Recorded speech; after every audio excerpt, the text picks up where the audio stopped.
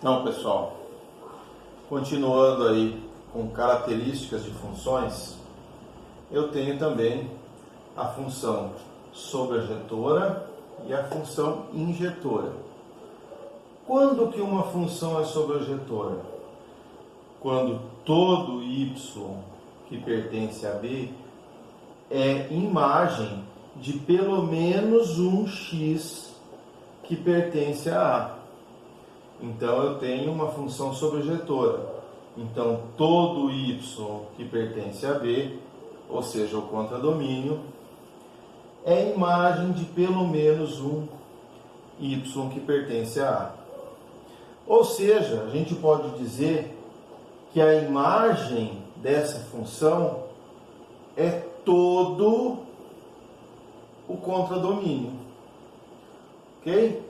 Então a imagem da função é o conjunto B inteiro, é todo o contradomínio. Eu tenho uma função sobrejetora. Uma função injetora, certo? Perceba que cada elemento de A, através dessa função, gera uma imagem diferente em B ou no contradomínio, certo? Então, elementos diferentes do domínio têm imagens diferentes no contradomínio. Então, por exemplo, se eu tenho um x1 que pertence a A e um x2 que também pertence a A, se x1 for diferente de x2, para a função ser injetora, a imagem de x1 também deve ser diferente da imagem de x2. Agora, nós temos também a função bijetora. Ela une as características da função injetora e da função sobrejetora. Ou seja, para ser sobrejetora, todo elemento de B é imagem de pelo menos um elemento de A. E para ser injetora, elementos diferentes do domínio produzem imagens diferentes também. Pelo diagrama de flechas ou diagrama de Venn, eu posso representar dessa forma, né? A minha função é f de x igual a x mais 2. Então, 1 mais 2, 3. 2 mais 2, 4. 3 mais 2, 5. E 4 mais 2, 6. Observe, injetora porque todo elemento de A produz uma imagem diferente em B. Sobrejetora porque todo elemento de B é imagem de algum elemento de A. Ou seja, a imagem é o próprio contradomínio. Então, bijetora une as características de sobrejetora e de injetora. Ok?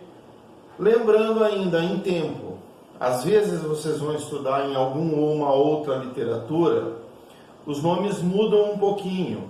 A função sobrejetora é chamada de sobrejetiva, a injetora é chamada de injetiva e a bijetora é chamada de bijetiva. Mas é só uma questão de nomenclatura, dependendo, às vezes vocês vão assistir algum outro vídeo na internet, às vezes vocês vão estudar em alguma outra literatura que vai apresentar esse nome diferente. Mas essas também são características que podem ser apresentadas em uma função. Ok? Pessoal, definir as funções, né, através de seus gráficos, se ela é sobrejetora, injetora ou bijetora. Veja bem, aqui eu tenho uma função g que vai dos reais para os reais positivos. Se você observar, cada elemento do domínio, né, está ligado ao mesmo elemento da imagem, ou seja, um elemento da imagem tem pelo menos um elemento do domínio, está ligado a pelo menos um elemento do domínio. Então, com isso, essa aqui é uma sobrejetora.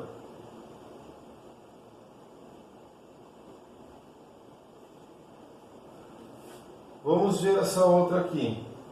Observe que é uma função que vai dos reais positivos para os reais. Se eu pegar aqui x1, vai me gerar um y1. Se eu pegar aqui um x2, vou produzir com ela um y2. Ou seja, cada elemento do domínio, elementos diferentes do domínio, geram imagens diferentes através dessa função. Logo, essa é uma função injetora. E por fim, essa função dos reais. Cada elemento do domínio gera uma função, gera um valor diferente na imagem, veja bem, x1 gera um y1, x2 um y2, x3 um y3. Isso é uma característica de injetora.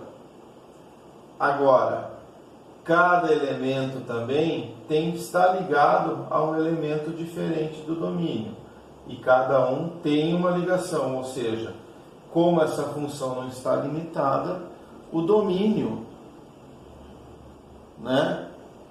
está gerando uma imagem diferente. E o contradomínio é igual à própria imagem. Então, com as duas características, ela é bijetora. Ok? É como eu posso reconhecer essas funções, essas características, através dos